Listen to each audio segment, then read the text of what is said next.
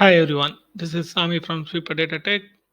Today I am going to show how we can restrict user from switching the Lightning to Classic in Salesforce. I just log in my developer edition to show how we can restrict the option. I also created one test user to show the demo. By logging the test user, you can see the option here.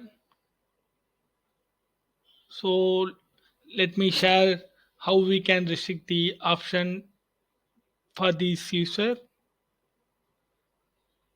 By creating the permission set, we can restrict the option. I have created one permission set to show you how we can hide the option.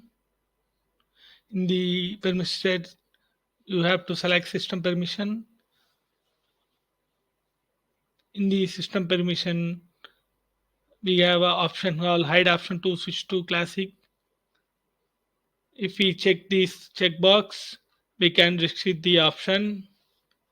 In the manager assignment, you have to select that test user in that. I am selecting my test user.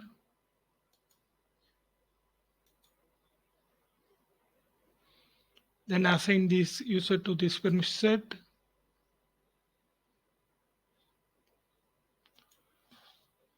Then go back to your login, your test user.